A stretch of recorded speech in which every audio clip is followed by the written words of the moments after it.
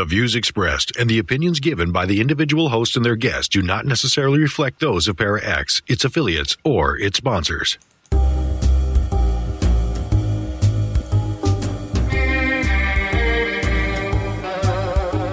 Step outside of your comfort zone.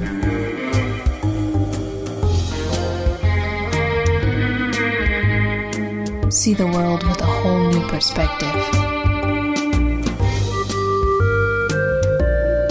Join us and experience the unexplained on the Paranormal View. And welcome everybody right here to the Paranormal View on the Para-X Radio Network. I want to thank all those here in the chat room and those listening from around the world. If you are listening from somewhere else around the world and you'd like to come join us, come on over to paraxradionetwork.com and click on the chat button and be in with all these wonderful people. You can also ask us questions of the guest, and you can send those private chat to me, H. Foister, or Ceiling Cat, and we will get those answered for you. And if you're listening from somewhere else around the world and you have questions, but you don't want to come to the chat room, you can still send a question to theparanormalview@gmail.com, and Barbara will monitor that, so she will get the questions. So with that, we got a great show lined up for tonight. We have with us Barbara Duncan. I'm here, folks. Hello. And I have not seen Jeff yet come on, so he could be having some Skype problems or connection problems out there in California. California's been interesting the last few days. We've had a couple of earthquakes down there and a few fires. Oh, wow. So, yeah. So he could be having some problems trying to get connected. But if he gets on, he'll let me know, and we'll get him into the chat. With that, though, we got a great guest with us tonight. He's been on a couple other times, and so his name is Jeff Wilson. He is the author of the Ohio Legends series, and he's tonight we're going to be talking about Volume 3, which is a lot of good, interesting stuff, and it's all about people and things from Ohio, and it can go way back in the 1700s even. So he does a lot of research and digs up all kinds of great stories and stuff, and the books are very interesting, which we will be talking about tonight. So with that, I'm going to welcome Jeffrey Wilson. Actually, it's Jeff Wilson. Hi. It was kind of strange that you mentioned about being a researcher and digging up a bunch of stories. I realized that you were right, because most of my material is on dead people. So anyway, I started life as a commercial artist, and I've owned an independent sign business here in Vandalia, Ohio for the last 30 years. And I got caught with my love of history, and I began to scribble down some of these crazy, interesting stories from Ohio. And what happened was I had kind of patterned this thing as a single panel, cartoon-like thing, much like Ripley's Believe It or Not, but only about Ohio. Now, this was around 2008, and we all know what happened in those years. There was a bit of a recession, and the newspapers were having a very tough time of it. So I started out with about 30 of these wonderful single-panel cartoon drawings that I'd done with an accompanying story that were meant to be just a single panel to fit on the newspaper. And suddenly I had 30 or 40 of these and nothing to do with them. So I started to post them on Facebook to try to get some kind of idea of what the stories that people wanted to see. And they started sending me their own stories. And before I knew it, I had enough to fill a book, and then enough to fill another book, and then even more to fill the third one, which we're going to talk about tonight. And in the third one, it's I tried to go back through and try to keep up with the amount of emails that I was getting from people who had really intriguing stories, and just try to put these in this small single-page format for a book. A lot of people really like these books because they're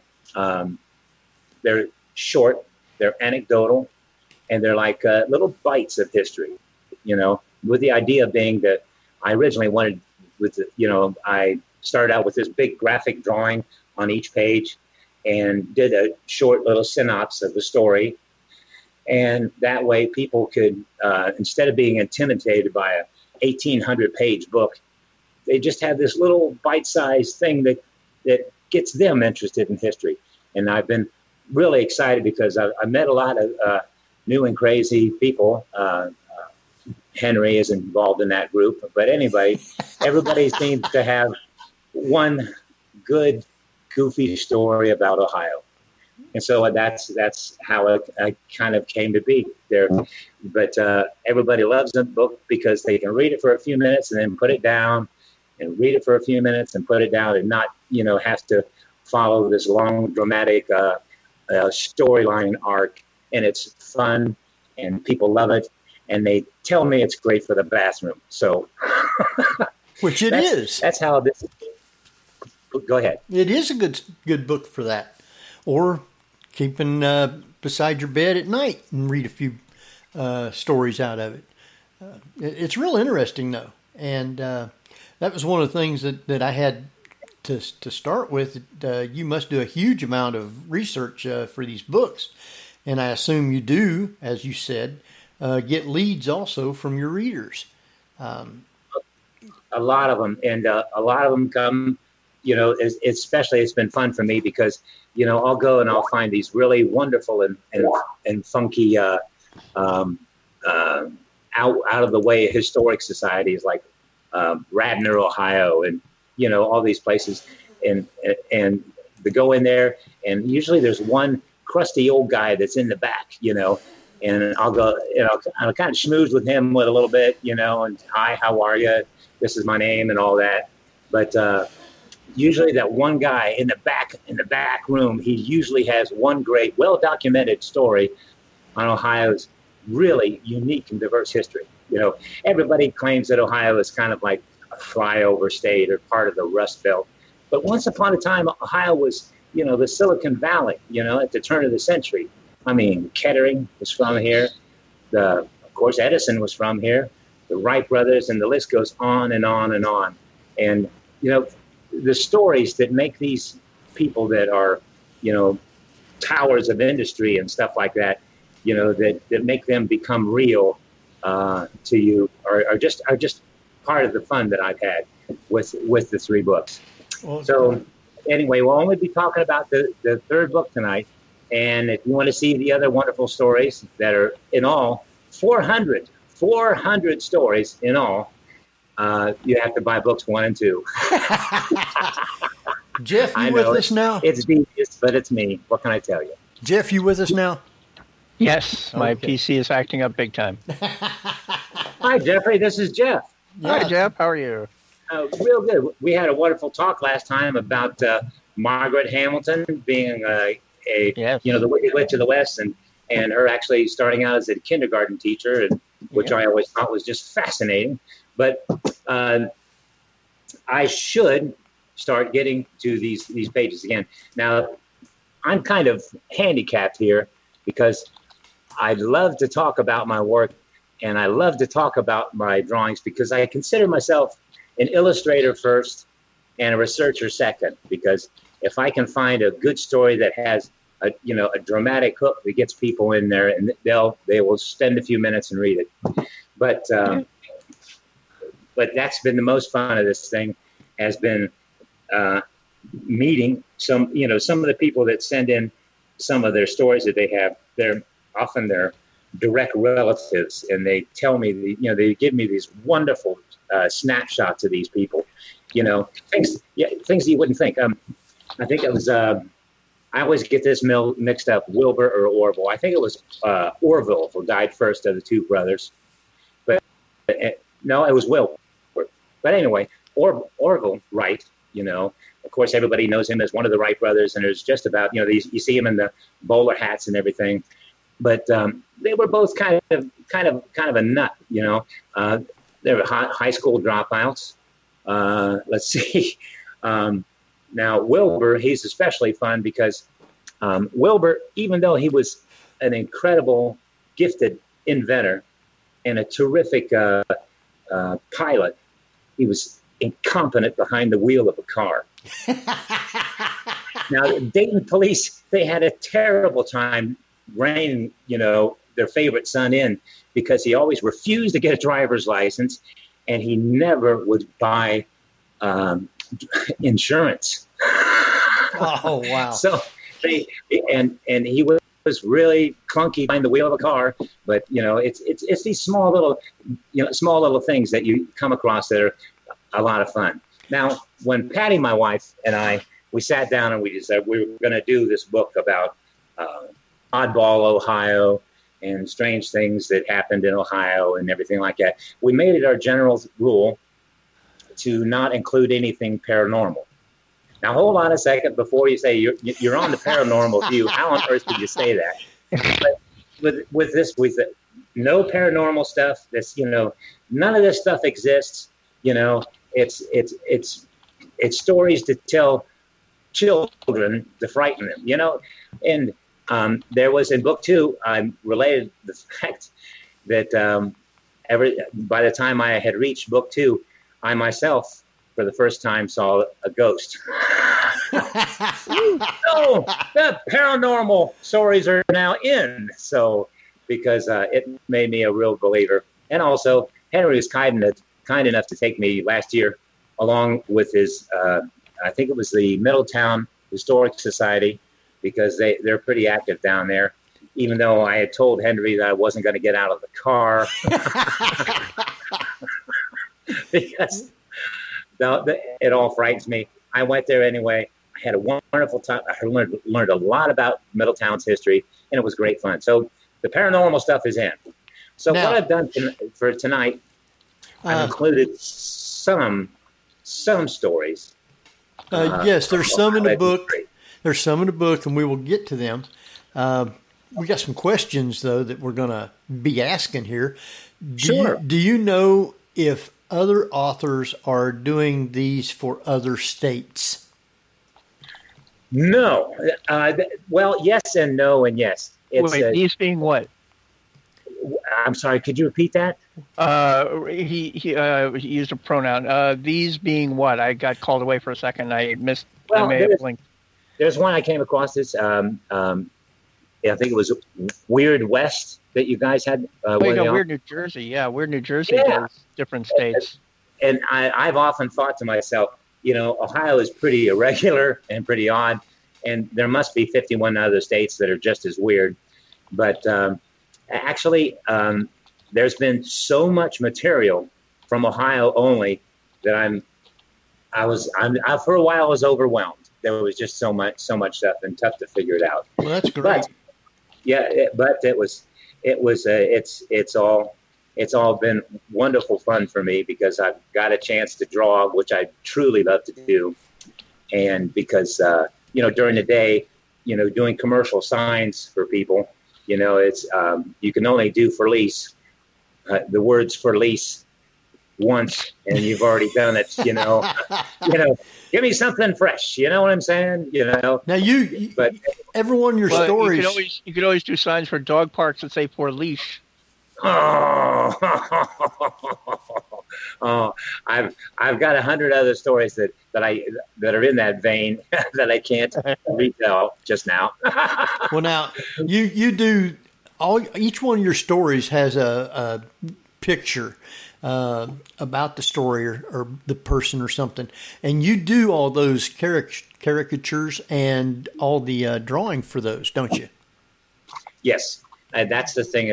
Is I wanted very badly to hand letter all the copy, but it didn't turn out so well, and it actually wasn't readable. But I stuck to only the line drawings because they were for me. A simple black and white line drawing has not computer generated, has its own kind of genuine authenticity and look of what's real behind it. You can you can't do a black and white. If you're any good, you can't do a black and white drawing that's stiff and posed. It all has to have this own kind of genuine spontaneity that people, they react to. They always, they either love it or they hate it. Well, you do a good job on it. So, Barbara, I know you got lots of questions too. Well, yeah, but we were talking before for the show we did last week, and this reminds me a lot of old town newspapers or small town newspapers that still do the columns and still have this type of cartoon drawings or elaborate drawings in them for content. And is this kind of what you started off doing as well? I mean, are the local newspapers picking up some of your stories? Well, local newspapers are not picking up my stories pretty much because I'm perceived as a book author. And they basically what happens is in order to put the story in there, it has to, the panel has to be large enough to tell the story. These things do require some space, and every time I take up that much space, it affects how much space they have for advertisers. So that's I am proud and saddened to say that I have 167 rejection slips to my credit, which my wife Patti, she claims she's going to wallpaper the kitchen with them. But that's okay too, because some of these stories they need to be told, and they need some space to tell it in. And but like I said, it's been a lot of fun for me because of all the different stories that I've learned. Now, going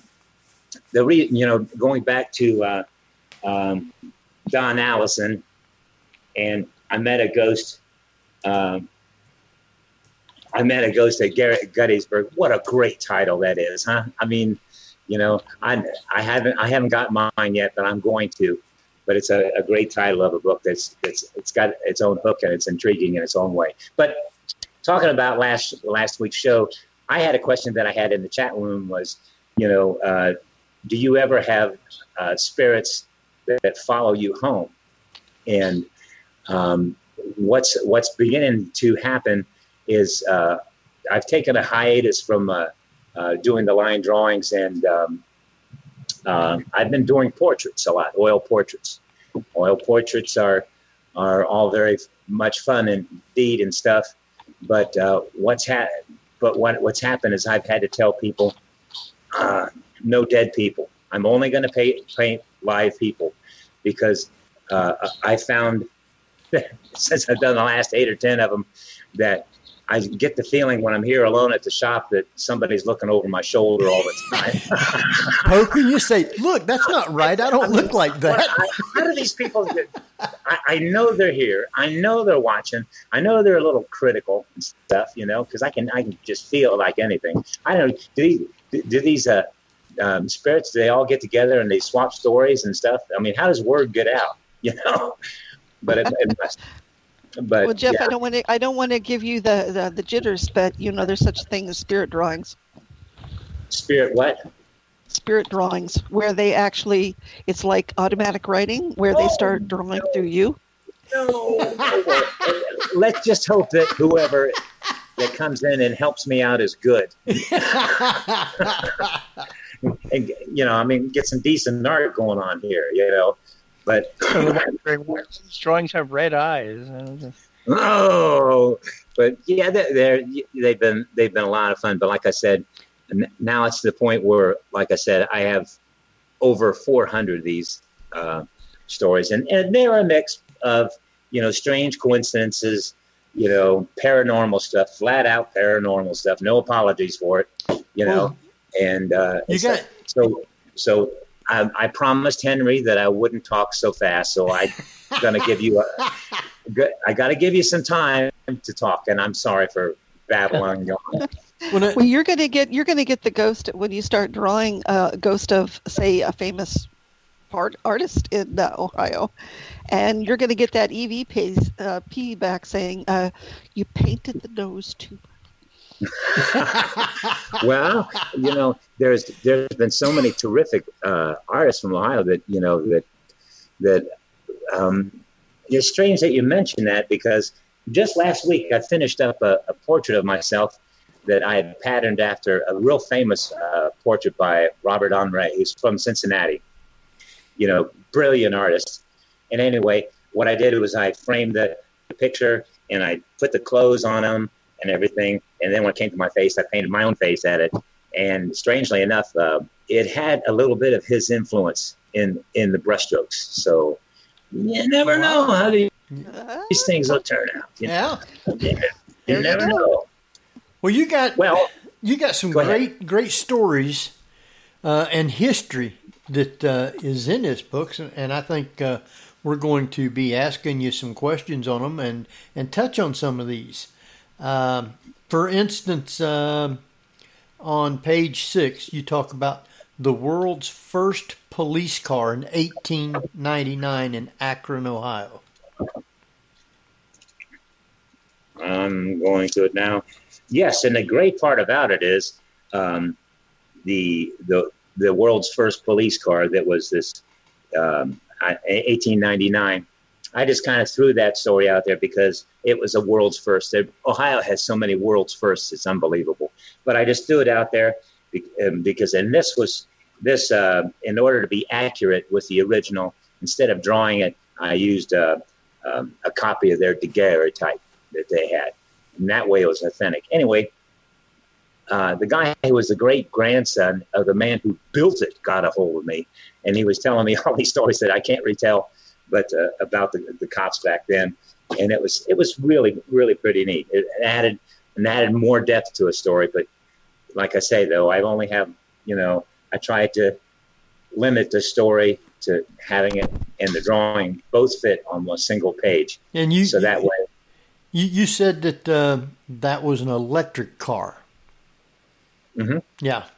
Well, let me say, yeah, it was. Let me see. Yep, it was. It could reach up to 16 miles per hour. That was really fast back then, and could travel 30 miles before the batteries needed recharging. So it was a pretty neat thing that they had going on there. It really was. But it was a beginning, So I think all the inventors nowadays are standing on the shoulders of the people that were around here in the 1900s. Really, I do. And I will stop here so that way I can have another question. Barbara, you got one, or Jeff? I don't want to take up the whole show here. Oddly enough, you were indicating earlier about your wife thinking of wallpapering the wall with your rejection slips.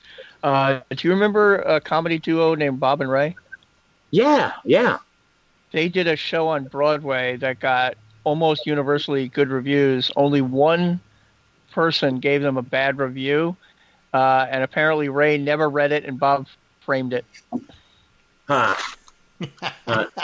There was a book a few years ago that was written by this guy. Of course, I can't remember his name now, but in this book, it was full of bad rejection slips. That's all it was from these writers that are like incredibly well known.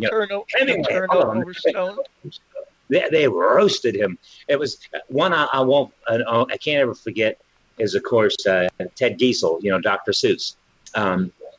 He had one in there, and I forgot what it was from New York or whoever it was that sent him his cartoons back to him and said, first, go back to school and learn to draw. Second, go back to school and learn to write. Then resubmit your work for further consideration. Wow. I mean, they were just practically brutal on. I mean, and they were brutal on me because I pretty much deserved it. But how are you going to learn unless you have that one voice saying, that doesn't go, that doesn't fly, But anyway, should I start with some of my stories or give you guys a chance to talk again? Exactly. There was also a book called No Turn Unstoned, where all all of these actors submitted their bad reviews when they were on stage or such. Well, it's kind of neat because you get to thinking that maybe that you too have a chance, you know. If these icons are doing that. Hey, do you want to hear a story? A story? Yeah. Oh, yeah. Okay. Not rhetorical. Now this one, which I settling on, this one is about the Ridges. Now the Ridges has a pretty lousy reputation in the state of Ohio because it deserves it, and it's one of those terribly odd stories. The Ridges was actually another name for the Athens Lunatic Asylum. It was operated from 1874 to 1993. The Athens Lunatic Asylum, later renamed the Ridges, was one of Ohio's largest hospitals for mentally ill. Originally, it was built using the guidelines of the Kirkbride Plan, a standardized scheme for mental institutions that featured wide open spaces, individual rooms, and compassionate treatment. Sounds good to me. Now, soon the number of patients increased to unmanageable levels. The asylum became overcrowded with the elderly, homeless, and those who had become a financial burden on their families. By the 1950s, the hospital had grown to nearly 2,000 patients and more than 3 times its capacity. It just goes from bad to worse. The quality of care declined. Patients were often beaten, restrained to their beds for several days at a time, and regularly subjected to mass lobotomies. Wonderful subject we have here. Oh, yeah. Wonderful story. In 1979, patient Margaret Schilling went missing. There was a really good portrait I've done of her, and it looks spooky and sad, and I did a good job on this one. But you can go to my Ohio Legends Facebook page, Ohio Legends Jeff Wilson, and see the artwork for all of this. All right. Of course, I had to throw in that little that's good tip in there. Anyway, Margaret Schilling went missing, and hospital staff searched for days, but she was nowhere to be found. This was like a huge medical building that's top floors weren't used. Anyway, 42 days later, a maintenance worker working on an unused top floor discovered her body. Apparently, she had locked herself inside an abandoned room and died of heart failure. Strangely, her corpse was in such bad state of decomposition that her body fluids had soaked into the concrete, creating a permanent stain. To this day, and that's true, I've seen pictures of it, and I hope some of you listeners have a chance to look it up on the net too, because there are a bunch of these pictures that are out there. And to this day, the stain cannot be scrubbed away. They've used everything on it. And local legend says that Margaret Schilling's ghost still haunts the top floors of the Ridges, trying doorknob after doorknob, looking for a way out. Now, other people have done investigations there, and they've seen and heard this kind of activity, which is creepy. Wow. But I promised again that I wouldn't talk so fast and give you all a chance to. All right. I keep breaking my promises to you. On page 20, you got a story about the Bloody Bridge. The Bloody Bridge. That was a rivalry between Bill and Jack for the love of Minnie. So tell us what happened. Now, see this one.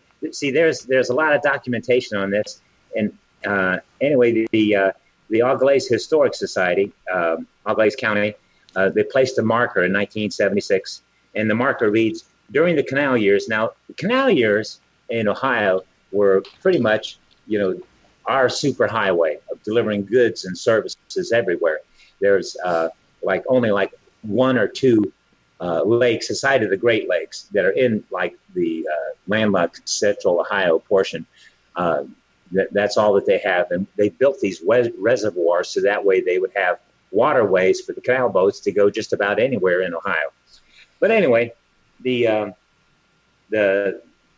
marker that the Historic Society placed says, during the, I'll quote, during the canal years of the 1850s, a rivalry grew between Bill Jones and Jack Billings for the love of Minnie Warren.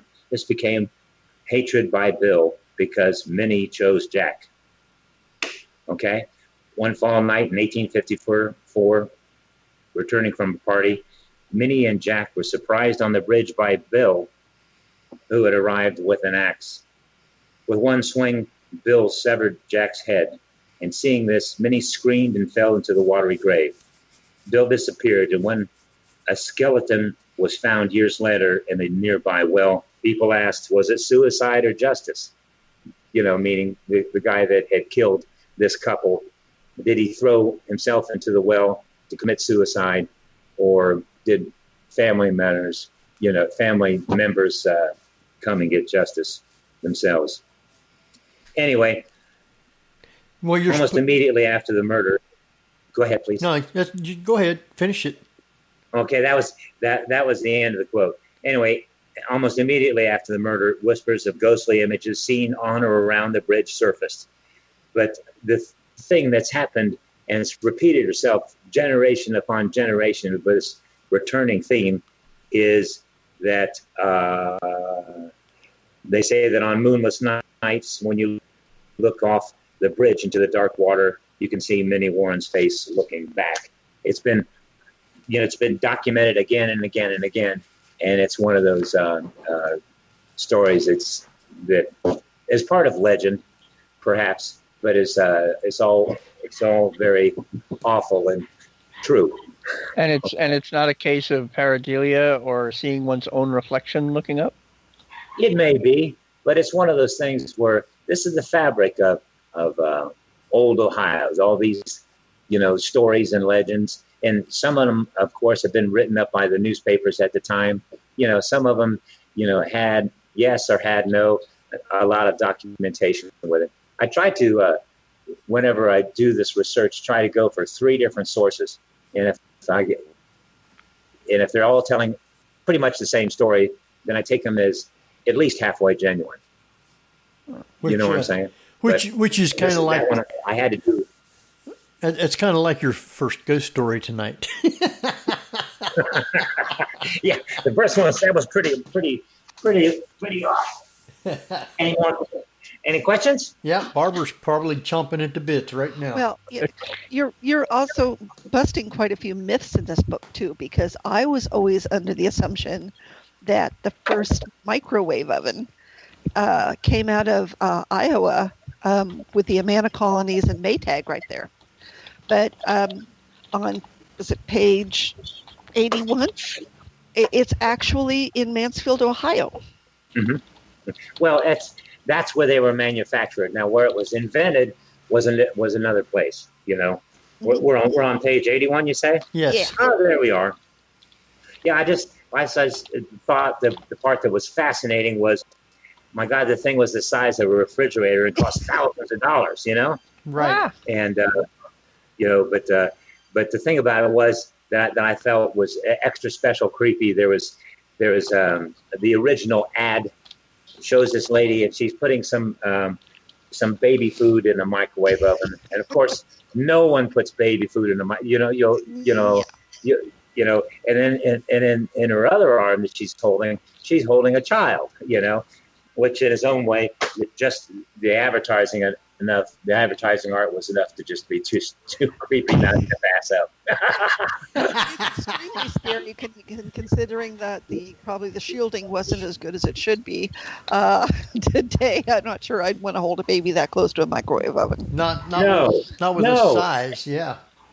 I mean, it was huge. Well, at least the baby doesn't have a pacemaker. And True, but it might need one. That story goes back to I was helping feed the baby one night, and I thought it was clever by putting some of the formula in the microwave and heating it up just for a few seconds.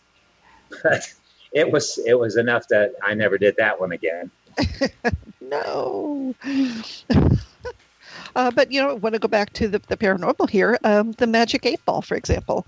I love that story. It's one of those things. Can I dig it up and read it to you? Please. Sure. Yeah. Page 43. Okay. I always thought it was just a novel toy. I didn't know it was actually based on the spiritualism craze. I know. I was just Everybody had one. Did you have one? Oh, I still got one. Yeah. Yeah, I mean, anyway, Albert C. Carter was the son of a professional Cincinnati clairvoyant who called herself Madame Mary Carter. Madame Carter capitalized on the spiritualist craze during World War II and held seances that were pretty popular at the time. Madame Carter's best recorded feat involved a device she called the psycho slate. It consisted of a slate inside a box with a lid that covered it. The client would ask a question of the spirits, and the scratching sound was heard from the box.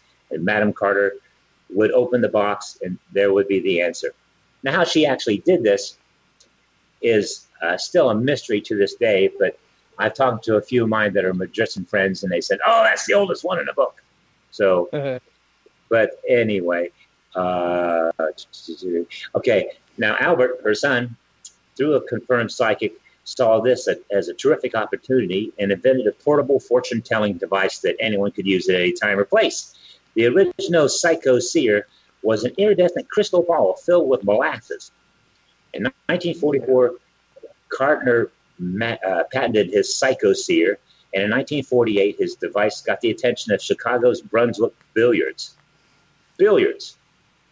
Brunswick commissioned Carter to make a version in black and white to resemble a billiard 8-ball. I didn't know that.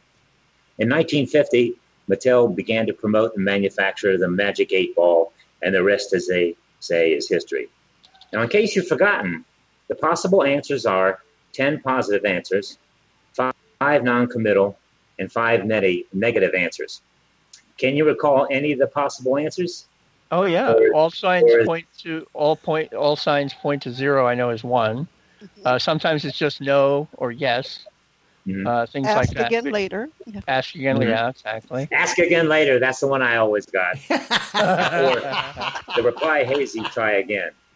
But anyway, that was just one of those things that came up from Ohio, and one of those commonplace things that were everywhere that you never knew got it started in Ohio. That's part of the fun because microwave ovens. The first car, traffic lights. This is all from Ohioans. It's all from Ohioans. The traffic light thing, that was Garrett Morgan. Garrett Morgan came up with that one. Now he's remembered mostly for his respirators that he came up with, because I forget what year it was, but the Cleveland Public Works were digging a tunnel somewhere, and it began to flood, and something like 39 of these people were caught underground and suffocating to death. So out of nowhere, Garrett Morgan, who was also an African American, grabbed his respirator, ran down the mine shaft, and carried every man out on his back, which is, of course, he was written up a lot in the papers and everything like that. And his respirator, which he had originally intended for firemen to use to enter burning buildings, it took off real fast, and he made a ton of money.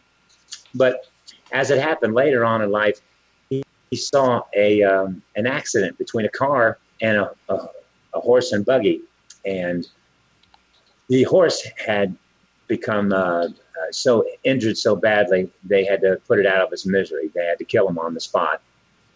And he was pretty moved by this experience. And so he came up with the synchronized traffic signal, for a 4-way stop that has the red light and the green light and everything like that. I thought that was just, one of those stories where, and the guy was from Ohio. He started out life repairing sewing machines, and I don't know how that led to respirators or traffic lights, but he made a pile of money. But now I'll turn it over to you. Well, you got a lot of stories in here that's historical too. On page 23, you talk about prehistoric mastodon that was found in Ohio. Yeah, now that was the burning. What number? What page is that? Was that again? Page 23. 23. Okay, 23.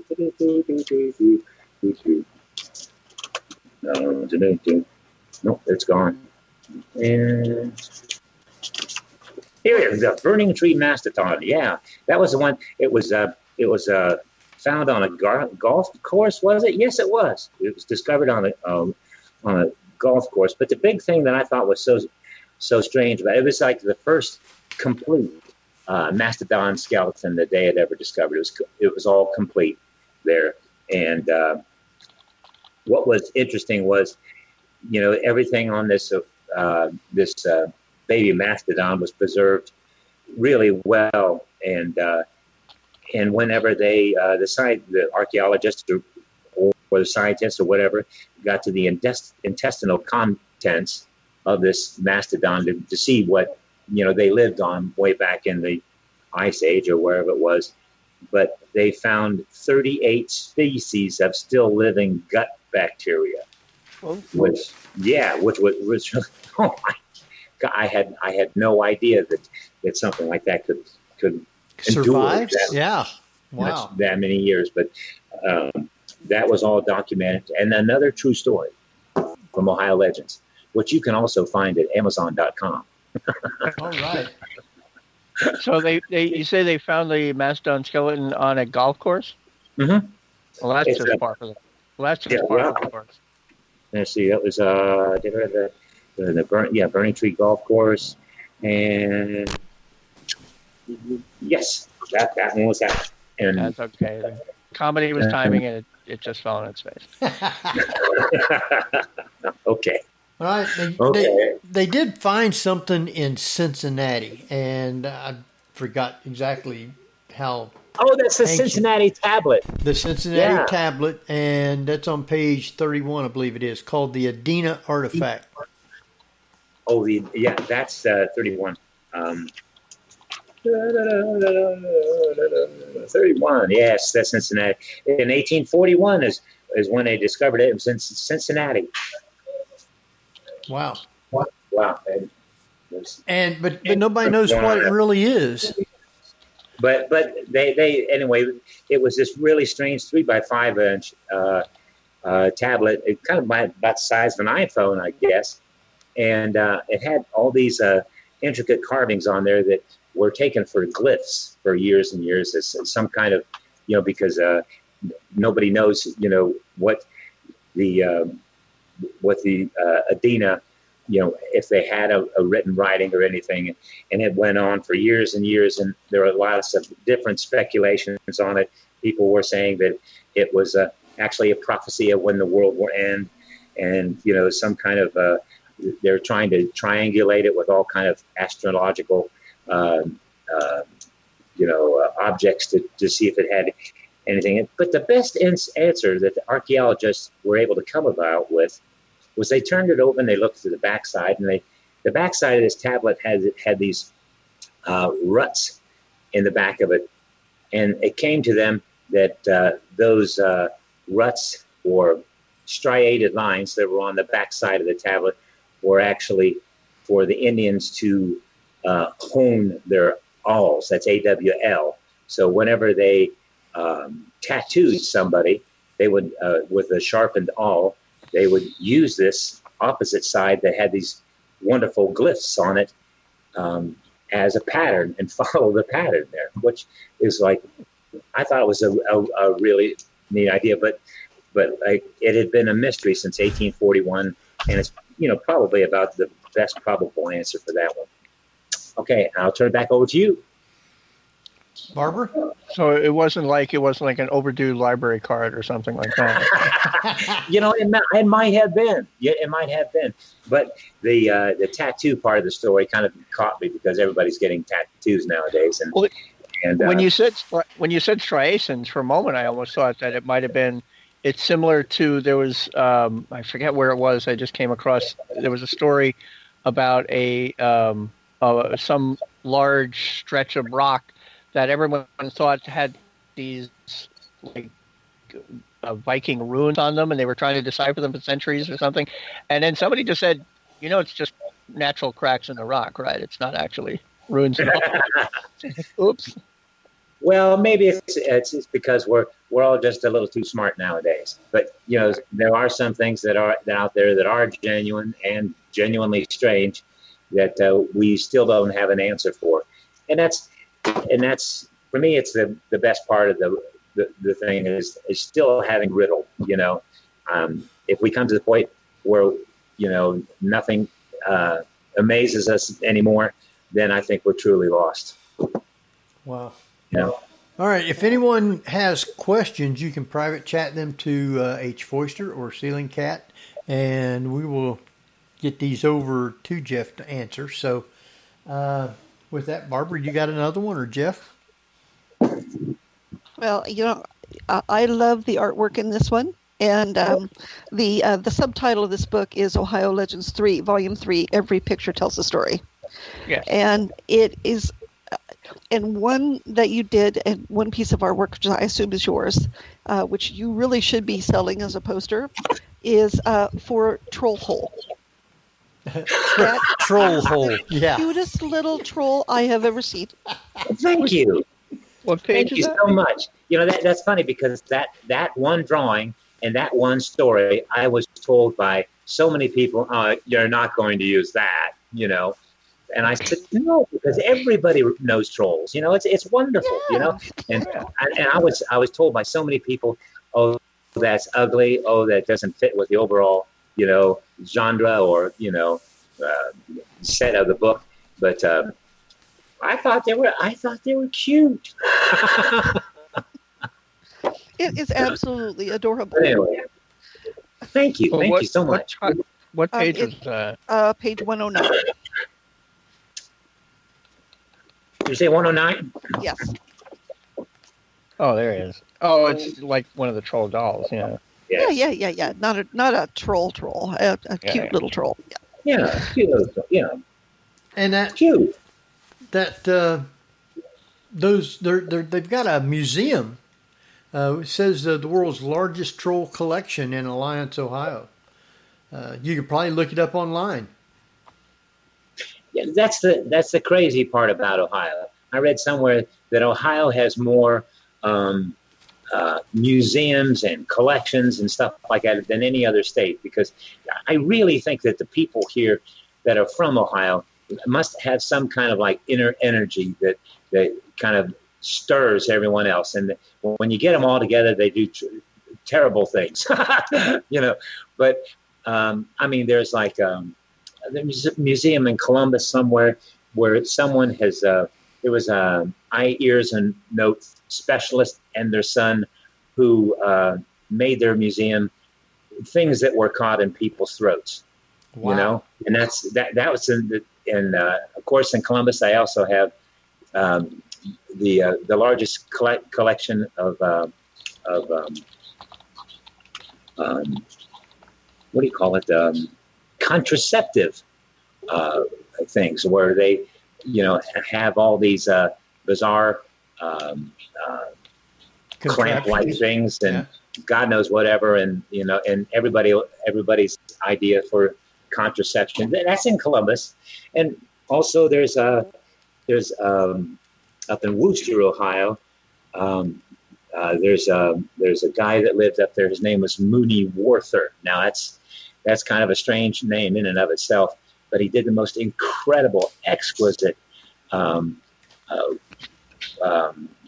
models of railroad cars and Lincoln's funeral train, and that's all done as all these exotic woods and stuff like it. And that is unbelievable.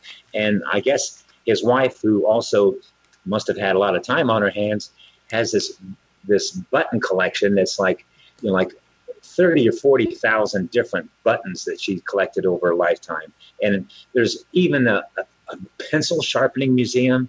The list just goes on and on of wonderfully odd things that people are collecting and stuff. But let's see, have you got any paranormal ones that you'd like to hear about? I like to hear about all of them. Oh, sure.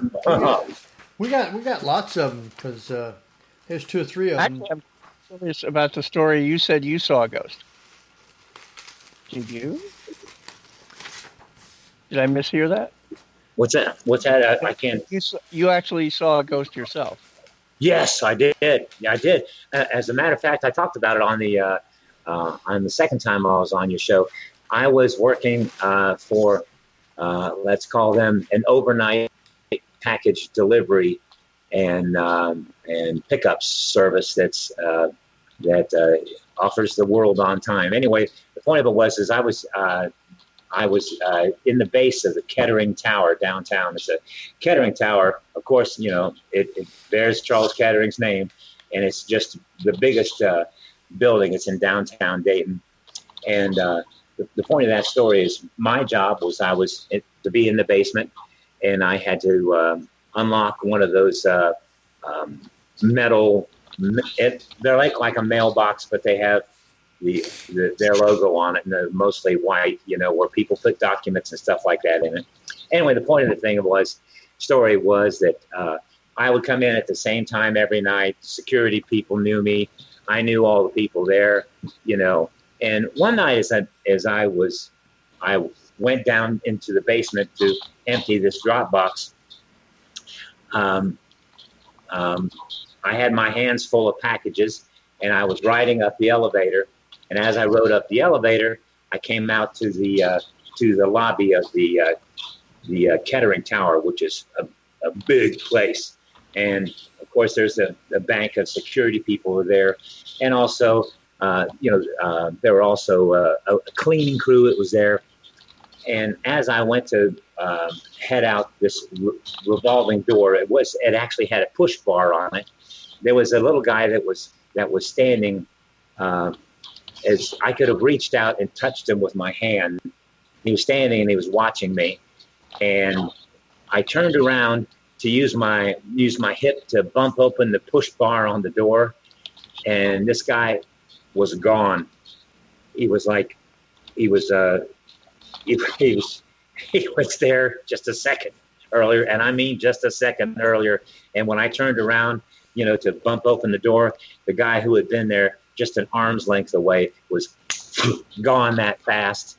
And the lobby of the Kettering Tower is so big, there's no place to hide, in there. Or this guy was old enough that he couldn't have scampered off like a chipmunk, And by the time that I got back to my truck, I was shaking all over because I knew what I had seen, and this guy was full color. He was 3D.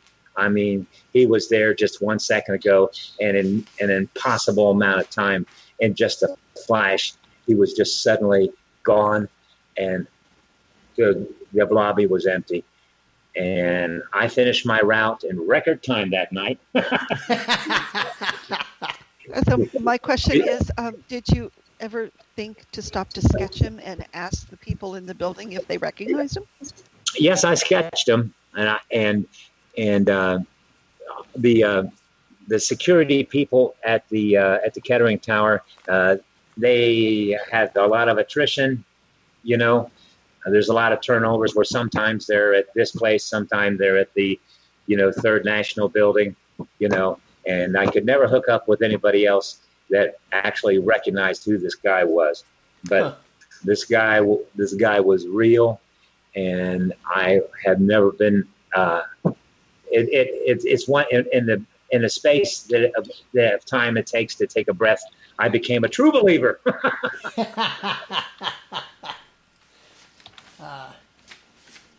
All right. We got about 6 minutes before we take a quick little break. Got a whole bunch of them, man. I got a book full. There's a cute little. I got 3 books full. Well, there's a cute little story on page 66 about Jim and Jim, and it's neat because they were twins, but they were separated at birth. And you ought to tell that story. It's on page 66. Okay, let's see. Yes. That's one of those things where this is a really well-documented case all the way through. And actually, there's like tons of pictures of these guys on the internet. You have to see it. And It really is amazing. Now, Jim Springer and Jim Lewis were identical twins. They were separated at birth and adopted by separate families.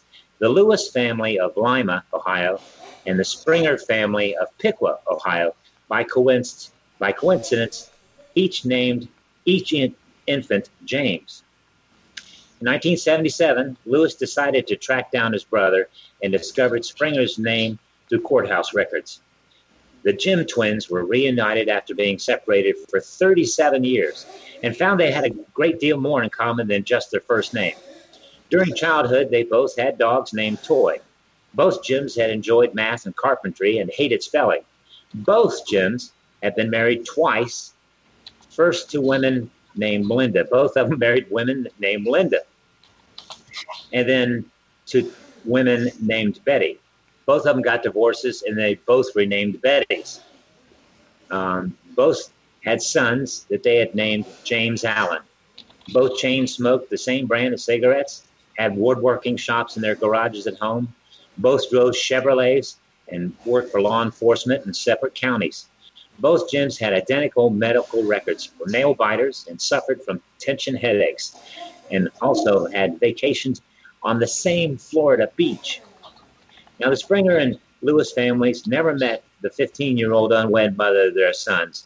They were told that their son had a twin that died at birth. That's what these guys were told. And if you have a chance to check out on the internet, see the remarkable coincidence of how they both look, and it's totally creepy. It's one of those things where, is it learning or is it environment, or but these two guys lived the same life pretty much, but each of them is a dramatic coincidence of each one having the same first name, Jim, both of them having first wives, of the same name, divorced and had second wives, both of the same name also. That's, if somebody would have told me that story, I'd have said, no, I don't believe that one at all. But it's true. All right. There's we got a couple minutes left. We can do a real quick one here. The first oil well in America was in Caldwell, Ohio, 1814. That was the one where they were trying to drill for salt or something like that. Yeah, they was trying to find something else, and they found oil. Yeah. They said, well, oil, what do we do with all this oil? And they capped it up and forgot about it, right? There are a lot of oil wells in Ohio, believe it or not. They're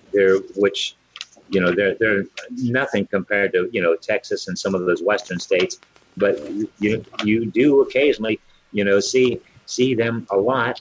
And I'm not finding the oil well story in here at all. Oh, that's on page, hold on, I got it right here. It's on page 87. Thank you. You think that the guy who wrote this stuff should know where things are. The Thorle McKee well in Noble County. It's the first oil-producing well in North America, whether they wanted it to be an oil producer or not.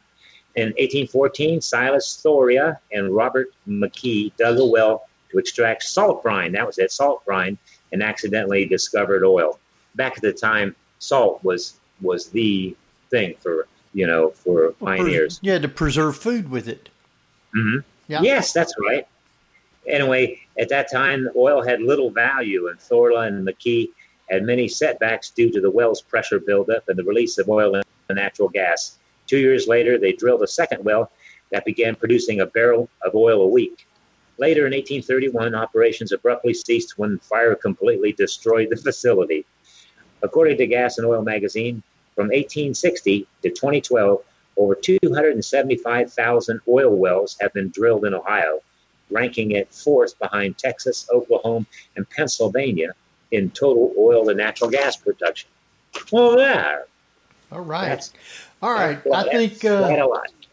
I think we're going to go ahead and take a quick break. Probably be about 5-6 minutes, something like that. You won't hear anything, but your mic will be live, so you can't talk. I get that in there first, see? And with that, we're going to let Jeff, as soon as I get ready here, I'll let Jeff take us out on a quick break. I got to get over to the music part. All right, Jeff, you want to take us out, and we'll be back in about 5-6 minutes. You'll hear me talking when we come back.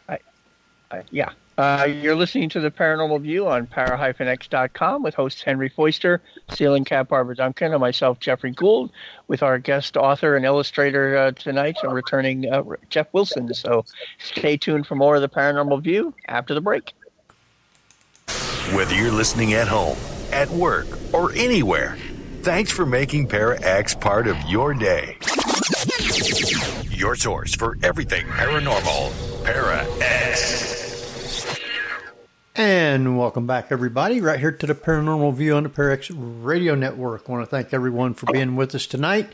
Those here in the chat room and those listening from around the world, we appreciate each and every one.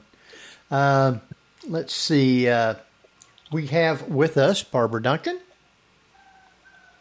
Maybe. I'm still here. we got Jeffrey Gould. Hello. And let's see. We have our guest back. We want to welcome Jeff Wilson. Hello, and thank you for having me on again. I appreciate it. No problem. So, Jeff, we have to do a paranormal investigation right here. What was going on? You're not sitting on a duck, I guess, but it sounds almost like the cawing of a raven, that glawk sound. That's Skype. That's Skype? Yep. Yeah, every time you put a message in, it blinks. Yeah, unless you have that sound turned off. Yeah. Okay. Oops. Yeah, because it's messaging you or you're messaging somebody, but every time you do it, you have to have the sound on that muted. Otherwise, you'll hear bloop, bloop. Yep. Yeah. Debunked. Yep. I guess so. So that wasn't no mystery.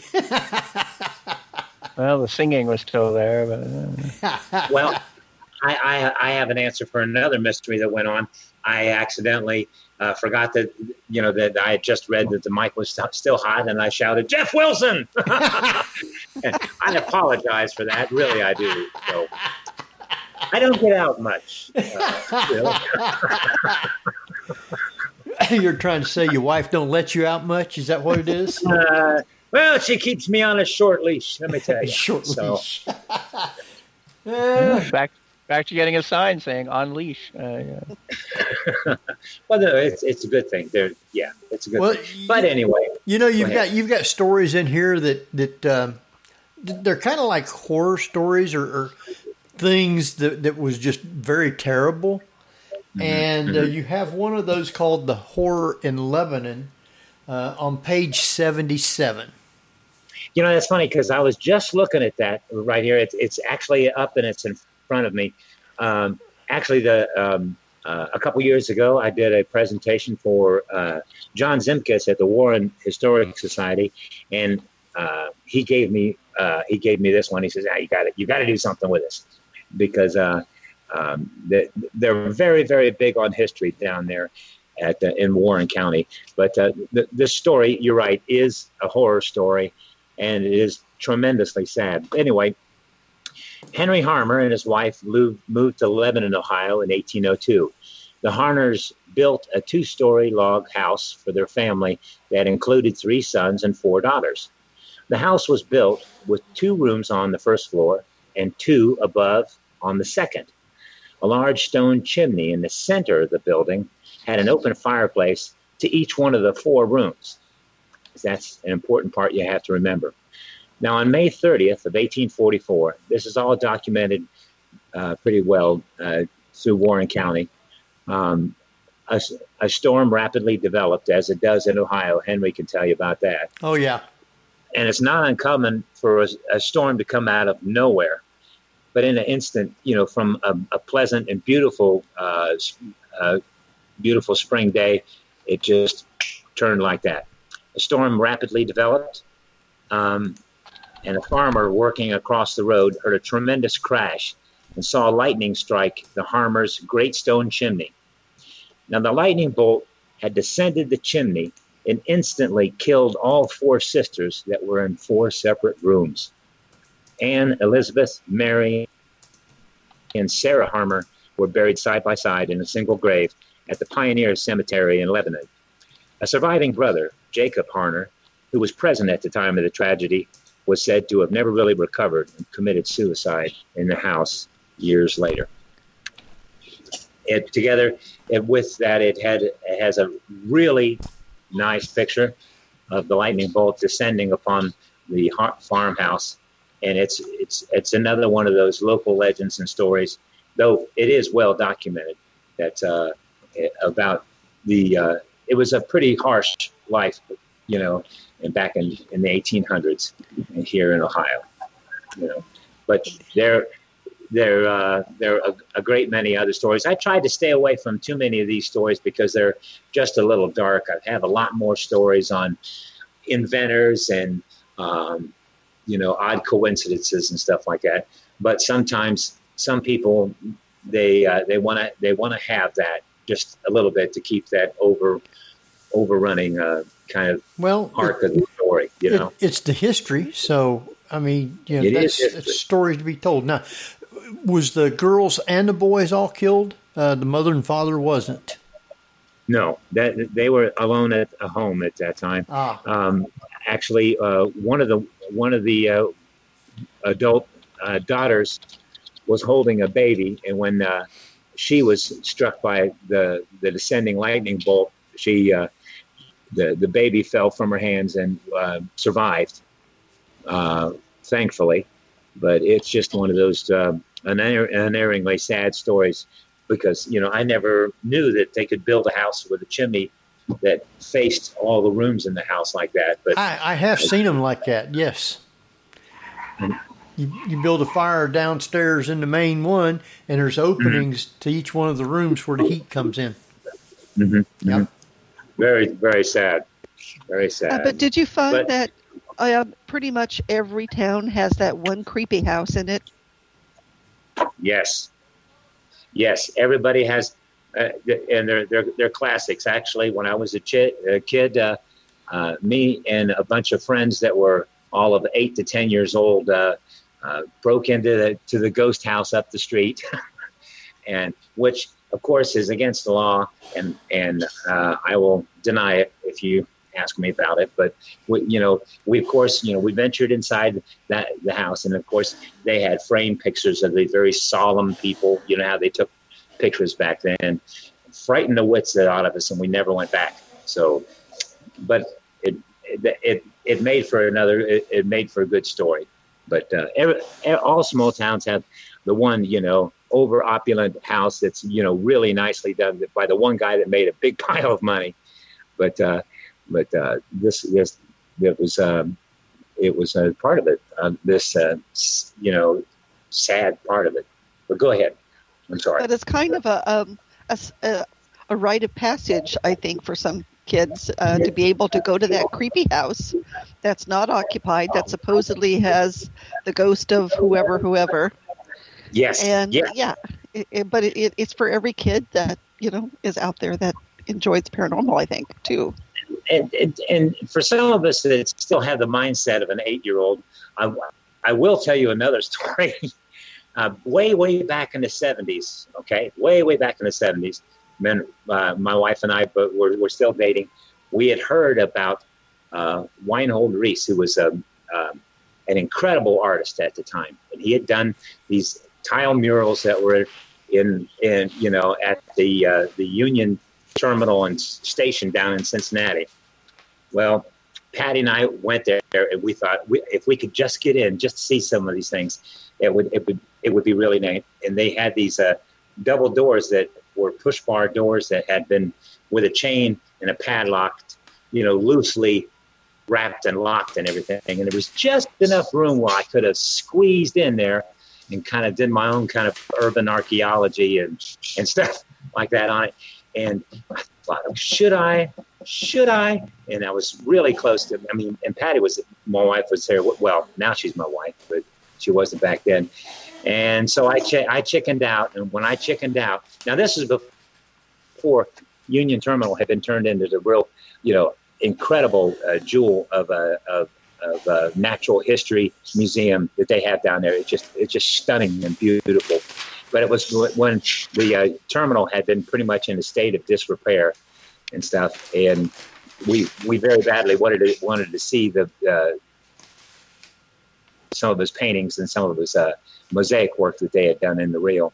But I chickened out, and Patti and I, we got back in our 74 Pinto, and we started to drive out the parking lot just in time to see two Cincinnati cops kind of circling in the parking lot, trying to see what we were doing. So we got out of there as fast as we could, and they didn't catch us or anything. But I was sorely tempted that day just to get in and see it. If you have a chance though to see the Union Terminal Museum down there, they have refinished all of Wynald Reese's artwork, because he had done a bunch of paint studies, and redone his entire amazing mural that they have.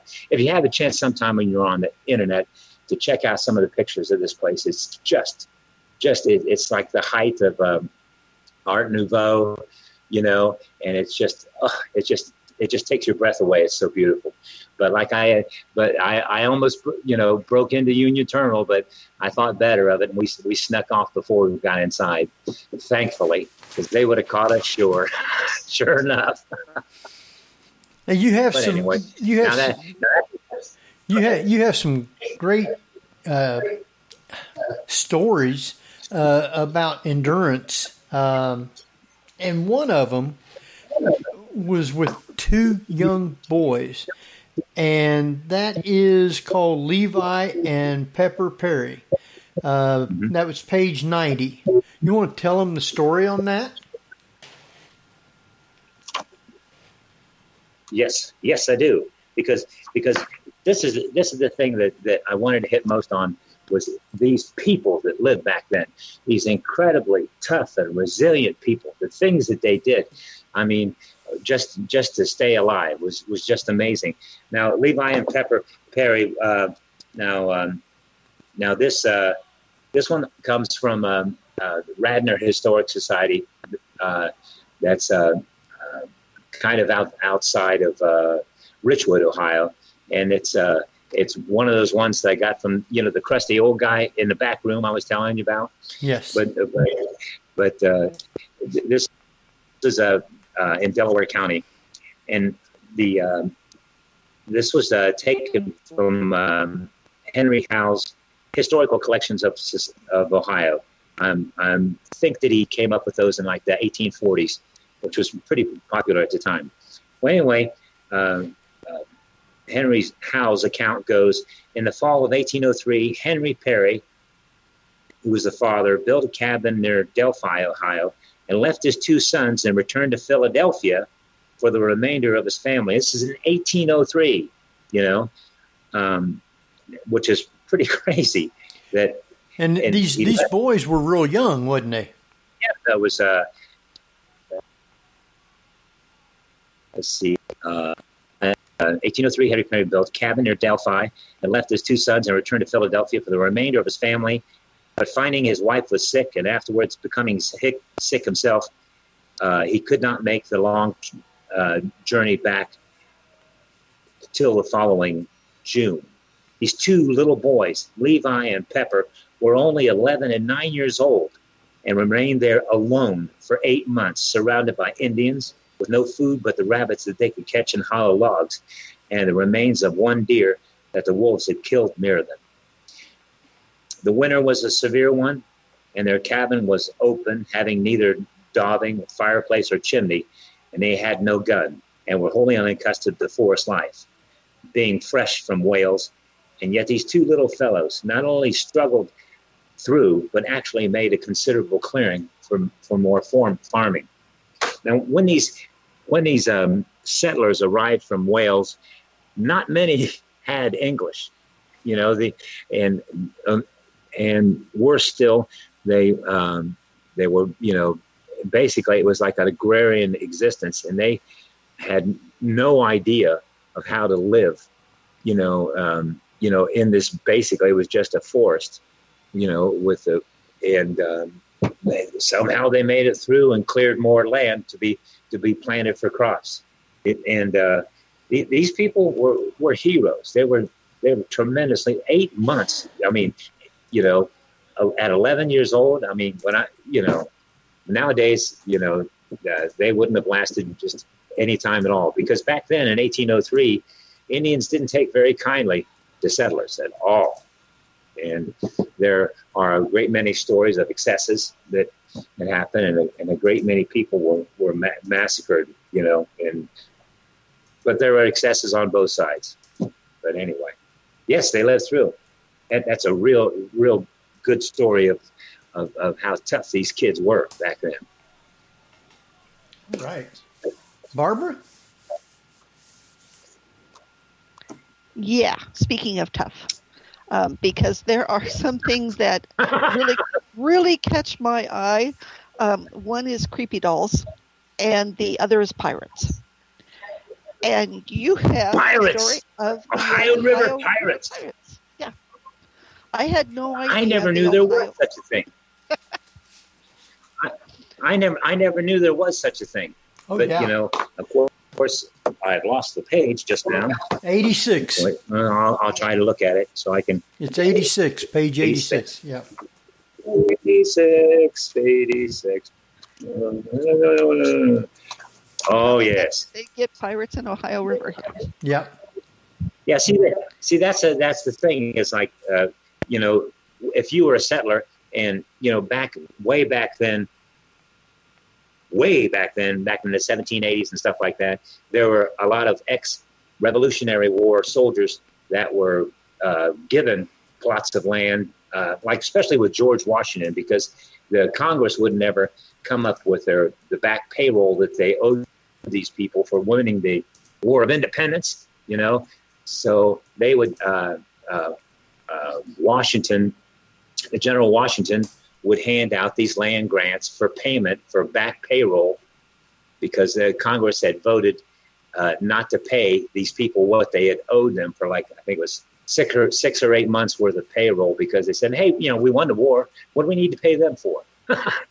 But what happened was there was a lot of Revolutionary War soldiers that had been given these great plots of land in Ohio that they forgot to mention the fact that the Shawnee thought it was their land also. But anyway, so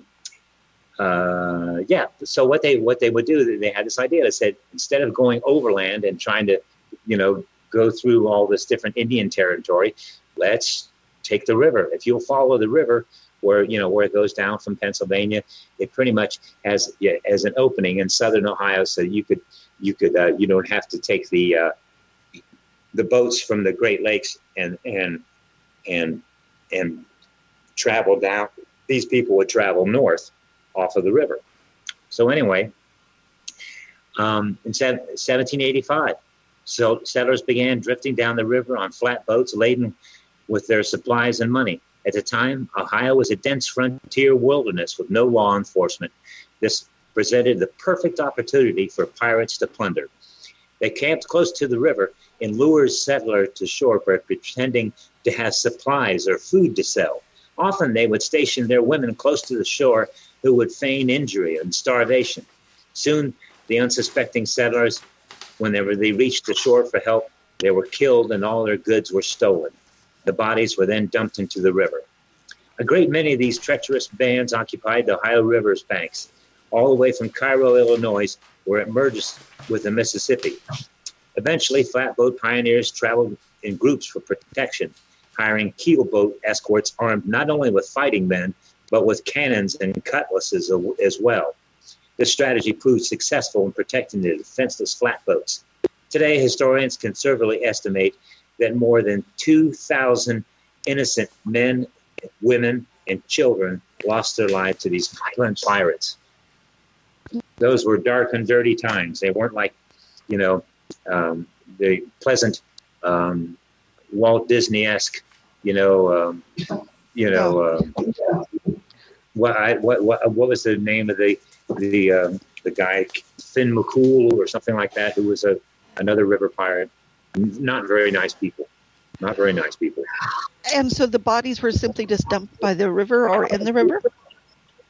That's right. Just laden with whatever, and they would just, all the women and children and everybody, and they murdered them all until they had the keel boats and other boats that with fighting men on side them that served as an escort.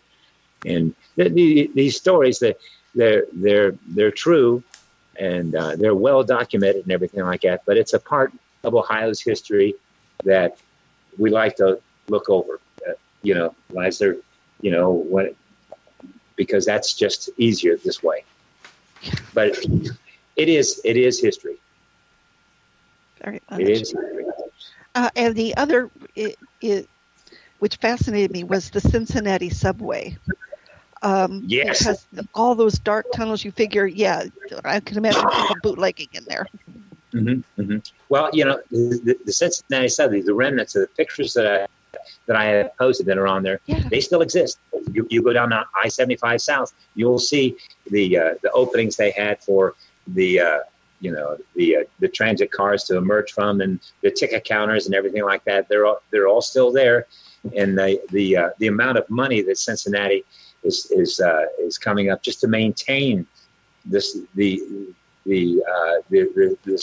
short little bit of shortwave system is, short little system is what is like $500,000 a year, to combat plumbing and flooding and stuff like that. It's something amazing, because they still have it in their heads that they just might have a fast rail service from Cincinnati to Dayton to Lima.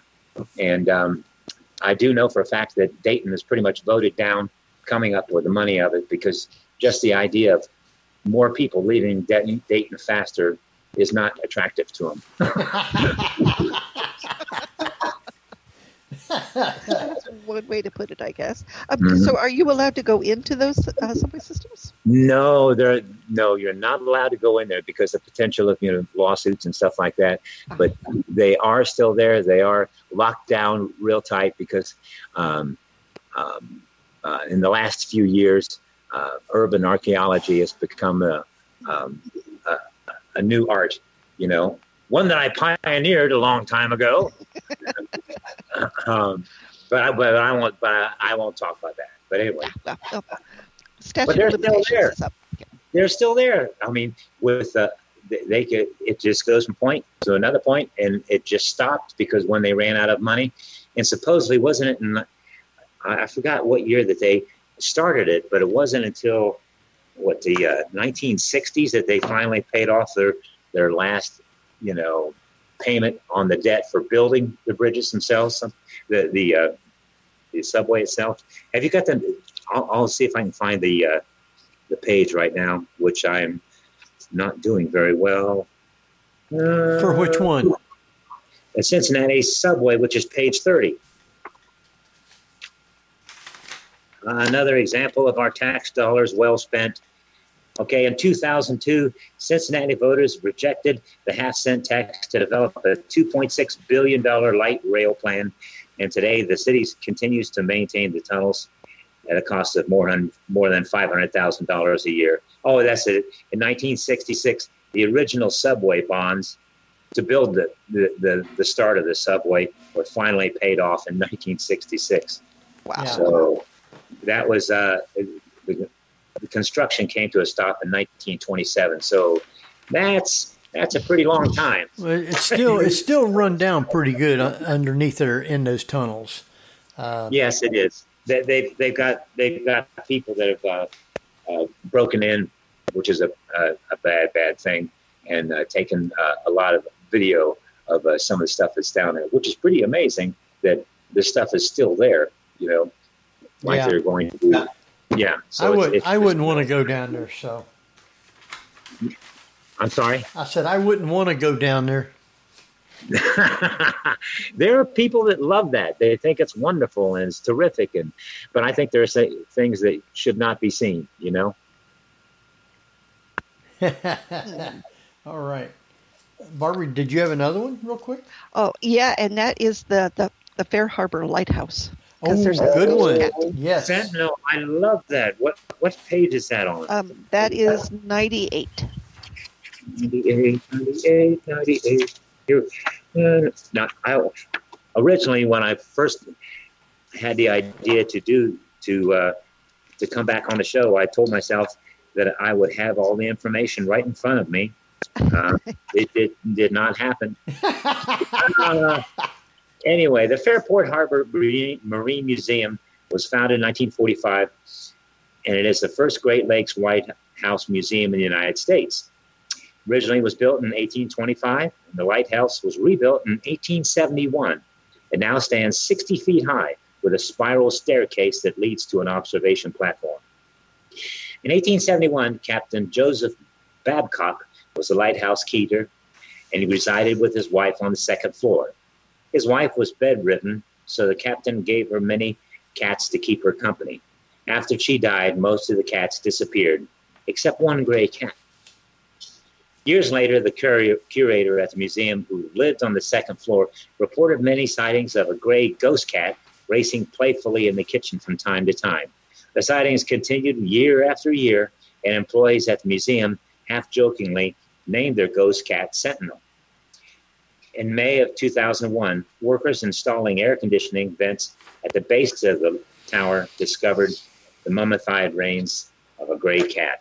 I love that story. Oh, yeah. I love that story. That was a very good one. It was. I hope great. they buried the kitty in a nice grave. And I'm sorry? I hope they buried the kitty in a nice grave. And I'm sure that they did. I'm sure that they did. People would, they just they love the legend, and they also love the idea of the gray cat. Did you like anything about that Franklin Castle story? The Franklin Castle in Cleveland? Yes. Yeah. And that one I'm searching for now. 50, page 50. Yes, this is one of those things where it's an overtold legend, in Ohio that has a lot of people that are theorists have come up with a whole bunch of different theories about this whole thing. But the whole bare facts of the thing are, they were saying for a while that, it was a Nazi spy ring and all this other stuff that was pretty much unsubstantiated. But if you think about it, as like Barbara was talking before about the creepy old house in town that everybody knows for a fact is haunted. The way I've written it is, it's a recipe for a haunted house. Because it is. Yeah. Go ahead. I said it is. If I'm not mistaken, they don't allow people to go in to investigate it anymore. They used to have investigations there. That's what I had heard, but there was just so much information. It's like Helltown, Mm-hmm. It's I'm sure you're familiar with Helltown, and if the other listeners haven't heard of it, Helltown is actually about a place called Boston, Ohio, which is pretty just a wonderful little town that just the money ran out, and then the people ran out, and there were just a bunch of these homes there, and there all these different unsubstantiated legends came up. About one was about the melon head babies. Have you heard of that? Mm-hmm. Where supposedly at this house there was a doctor was doing experiments on infants by injecting water in their brains and all this just terrible stuff. But it's one of those haunted houses that were, like you said, they're keeping people out of it now. About the only thing that is interesting for me on this whole thing about Franklin Castle, I mean, it's a wonderfully spooky old looking pile of rocks, but the Cleveland's deputy coroner okay, got involved with this because the house itself has a great many secret rooms and passages that lead to nowhere, and hidden panels that you can, things have been found. But there was this pinch of truth with this terrifying legend about the Tiedemann house, that it harbored an axe murderer who used the hidden rooms and passages to conceal his crime. In 1975, a secret cabinet was discovered that contained human bones. And Cleveland's deputy coroner, Dr. Lester Adelson, stated that, quote, "They're very old, but definitely human." But very old, yes. Yes, but it was one of those things I went, whenever you get this, because when sometimes you read these stories, you say, are there any artifacts? Are there any things? But with someone who's like holds a public position like a coroner, validates some of the evidence, that makes it more spooky. So yes. So whose were they? But they don't know. So yeah, but Hilltown has always been kind of a hotbed of discussion as far as conspiracy theories, and people were told to leave, all that other lovely stuff too, right? Mm-hmm, mm-hmm. Yes. But it's pretty much like you guys were talking about earlier on another show. It's like whenever you hear all these stories about people uncovering giant skeletons, and the hints that like it was a race of giants that inhabited us before. Yeah, I think it was Henry or somebody said, now wait a minute, that's a great story, it's a wonderful story, but if these bones do exist, where are they now? Yeah. Well, from what I understand, when they found people who have found skeletons of giants, they're usually like, oh, well, we'll just take them to some scientists and we bring them to the Smithsonian Institute, which immediately hides them and say, what giant skeletons? Well, the other thing that I had come across it was it was the name of this this alliance of Indians who whenever someone discovers the remains of a Native American, they say, no, we get them and we bury them on our land, in our nation. And that makes a lot of sense for some of this, because I forget the name of it, Nagtha or some kind of a thing like that, where they NAGPRA, the Native American Graves Protection and Repatriation Act. Okay, that's the name of the people who come in and claim the remains. That's just another one of those things where, suddenly that door's closed too. All right. So apparently Helltown also has a Crybaby Bridge. Now that Crybaby Bridge thing is wonderful, and it's one of those stories that I love it. But have you ever read any of Chris Woodyard's stuff with Haunted Ohio? Yes.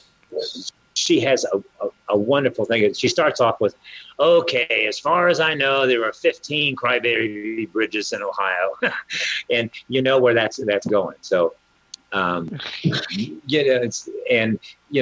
what she's saying makes an awful lot of sense. But it's another one of those stories that are so folded in with local legends that you never can be really, really sure about it, Well, I've always figured that if you're listening to what sounds like cries of screaming women in the woods, it's probably the cries of foxes.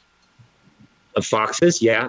There's other birds, a lot of fauna that, because Ohio is still alive with a lot of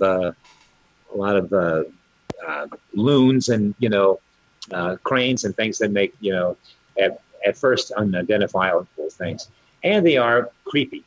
Let's just say it, they are creepy. Their cries, Now I'm okay. My shop is here.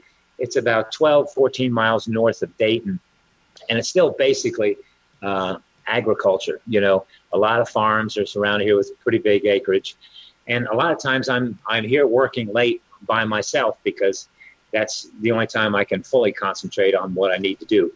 You know, and to write something or to draw something. But coyotes have made a comeback here in our part of Ohio, and that's and if you hear 3 or 4 of them, you know, in the middle, you know, like 3 or 4 o'clock in the morning, and they start yelping and making all that noise, it's real. It really puts a spook in you. It really does. But we do have, you know, since I'm across the street from this airport, there is a lot of vacant land that where these animals are living in, and they're all over the place. But whenever they start to howling, you know, it'll make the hairs on the back of your neck, you know, stand right up. It's spooky and it's creepy. It really is. All right, we got our time is, you know, running right on by. I got one here. If you wanted to go look for gold, this is probably a good place you can go. The name of your story is called Turkeyfoot Creek Treasure. Yes. That's on page 110. Yes. I have to go over here to my board to get it. Get the story. You should have just had a copy. Go ahead. You should have just had a copy of your book there.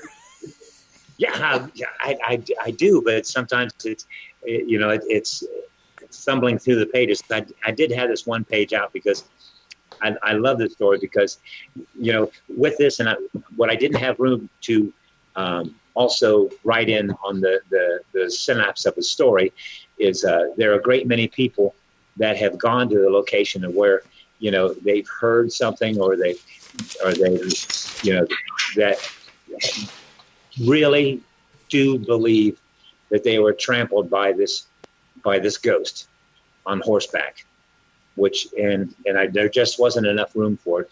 But the bare bones of the story was following the defeat at Fallen Timbers. Mad Anthony Wayne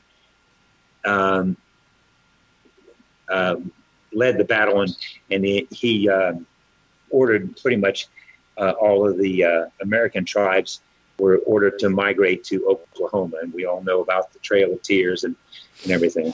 And the Indians are said to have hidden $40,000 in gold stolen from an army paymaster en route to Fort Defiance during the war. That's the war, the French and Indian War. Intending to retrieve the loot and take back their land, they buried it on the banks of Turkeyfoot Creek near the village of Shunk, Ohio. That's Shunk, Ohio. That's the name of the place. In addition, they left a ghost warrior on horseback to guard the treasure. And ever since then, through the generations, it's another one of those stories that keep popping up time and again, where you have witnesses that say pretty much the same thing that is happening to them. That the reports have surfaced that the ghost warrior will run down anyone who gets too close to where the treasure is buried. Now, the village of Shunk still exists and is near Napoleon, Ohio, on State Route 109 in Henry County. And perhaps the ghost warrior still waits and watches. I love that story. That story, but I just didn't have enough room for all the witnesses and all the accounts that people had where they'll get to a place where they feel that they are very, very close, and suddenly this rider on a on a white horse thunders out of nowhere and runs them over, just tramples them. Of course, they're not physically been touched by this thing, but just this phantom just, you know, and they're gone. They leave right then and there. Wow. Well, you got, you know, there's $40,000 in gold, so maybe somebody can find it. Maybe we got to get Josh Gates. Well, it's another one of those stories that, you know, if, you know, the trouble with a lot of these rivers or little creeks and stuff like that is that they change their paths over years and years and years of time. Oh yeah. But I really believe that there is treasures out there if you just have the correct, eyewitness accounts, where there's stuff out there. That's the same thing as the Ashtabula Bridge disaster. They had another one where a steam engine early, in the 1800s, 1880s, I believe. It was during a blinding snowstorm, leapt off the tracks on this bridge that overhauls us, and it had Army payroll on it, and supposedly, it whenever it went off the bridge, of course, the boiler in the steam engine exploded. All the cars were, made of wood, and they wind up like tinder real fast, and they burn fast. And anyway, the thing about it is, for me, is whenever you have a story like that, but you start to get more recent documentation for it. There was if you look on look up the Ashtabula Bridge disaster, which I don't have in front of me. There are a couple of elements of the story that are fun, but recently there was a guy who was fishing near to where they believe the Ashtabula Bridge once stood, and he snagged a pilot wheel from the locomotive. Now, a pilot wheel is like one of those smaller wheels in front, not the big, tall drive wheels of the steam engine, but one of the ones for a pilot. He snagged that, and he was fishing, and it caught on something. And so, since it was a little dry, like 4 or 5 years ago, he was able to go into the creek, wade into the creek, and pull this heavy wheel out to the banks of the shore. And by the time he got it on the banks of the shore, the Park Service stopped him right then and there and said, "No, you're on state land, and that's an artifact, and you can't have it." Okay, and pretty much chased him off and threatened him with lawsuits and everything like that. Huh. But the thing about it is the if you follow the story on the net, it goes on more, where for over generations of time, of course, since the 1880s, there's been a lot of people that have gone out there with shovels prospecting and looking, because they still know the exact location of the bridge itself because of the pylons that were left. But of course, none of the superstructure is there. And, looking for gold, because it was this payroll was all in gold for the Army. But the Park Service says there's nothing there. We know there's nothing there. Don't even bother looking. Don't come on our land, and everything like that. Wow. But the main thing that they keep hitting on, and they have lawyers that they've brought lawyers out to reinforce the fact that anything that is there is theirs. Now, if there isn't anything there, but just like the wreckage of an old locomotive, okay. But if they're saying, okay, we're going to back this up with all kinds of legal maneuvering so that we're sure that you don't get anything, because we're not saying there is anything, but we get it, which is in its own way kind of neat for me, All right, we got time for one quick one, kind of. And okay. I think there's so many that I wanted to get to, but we ain't got time. This one you should be able to do. Buy the book. It's on I've got the book. All you have to do is type in there, Ohio Legends Jeff Wilson, or you could go to my Facebook page and look at the artwork for yourself. Right. Page 80, the Miamisburg Ghost. Now the Miamisburg Ghost. Now that one is so cool because they had hundreds, and I mean literally hundreds of people, see this apparition. So many. And it's another one of those things that there are just way too many people that are saying the same thing. And actually it got to the point where actually at some nights, hundreds of people would turn up to this ghost, to this graveyard to see this apparition slowly walk. Let me tell you about it.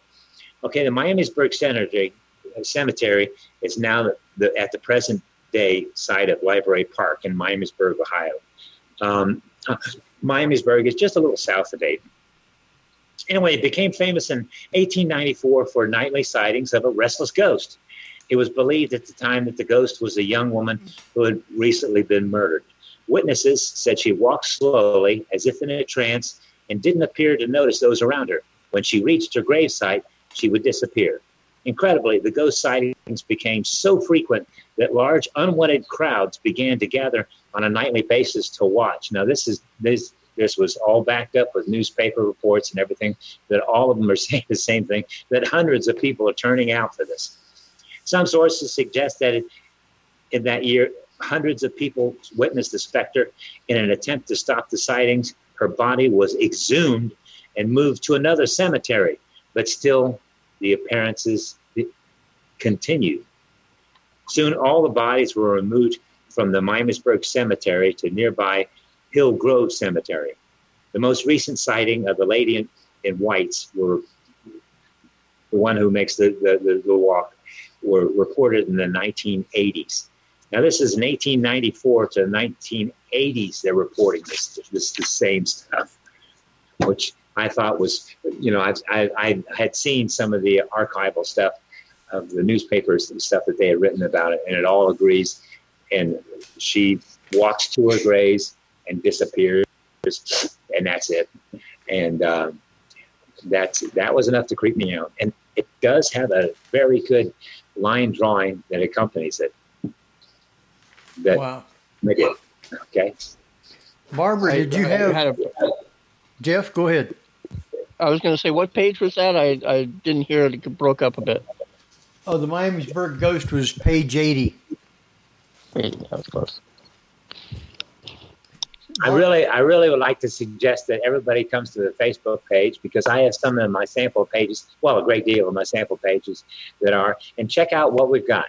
And the Ohio Legends Department of Shameless Commerce would like to remind everyone that all three books, Ohio Legends 1, 2, and 3, are available at Amazon.com. And they even have a Kindle edition, too. All right. Really kind of there you go. That way, and that way you can see some of the line drawings I've done. And please, please, please, if you have that one story, that one thing that you heard once, send it to me, to Ohio Legends 2011 at yahoo.com, and give me some links, because there's always more stories. Everybody has one good story about Ohio. And thank you, Henry, for giving me the chance to talk to everybody, because I love your show.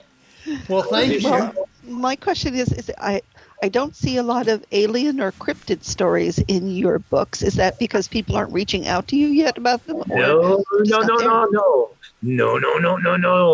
are cryptid stories in there. One that I really love that I'm sure you can find on the Facebook page, or send me your address and I'll email one of them to you, is the story of the Buckeye Grassman. And he's like I only put this paranormal stuff in here, but the cryptid stories, there were so many cryptid stories, unbelievable. The Ohio Grassman is a big one. South Bay Bessie is another big one. And there are just a great many very odd things that are going on in the state. And I'm not sure what that means, but I'm here trying to write down as much as I can. How about Bigfoot? Well, Bigfoot is there, but see, the difference is Bigfoot is like that's an Oregon kind of West Coast kind of thing. But our Bigfoot pretty much is like that. But I claim that he's his Bigfoot's shorter, smaller cousin. Because he's nowhere close to 10 feet tall or 8 foot tall. He's a smaller little guy, and he's very clever, because there is some places where I've noted where they all use teamwork to bring down prey. Okay, and they make rude bomas, which are like with a place for them to sleep at nights. They bury their dead. It's one of those things that go on that to think that they're yet another species, but a little brighter than the ones in California. Just kidding. All right. There's tons of stories in this book that we never even come close to getting to. I mean, you've got stories in there from Civil War heroes, World War II heroes, and all the feats that they done. And all these people are from Ohio. You need to take a look at all three of his books. They're very interesting, and like I said, it's a good book to keep around in the bathroom or beside your bed at night and read a few stories. Lots of interesting things. And what's cool is they don't take themselves too seriously. No. And there's things in there that you just find incredible. I would love to see a movie made out of the Union soldier and the Confederate soldier just having a fist fight in the middle of a yes, field. Yes. I love that story so much. That is so cool. I wrote that story and I put my pen down and I said, "All right, Ken Burns, you can call me now."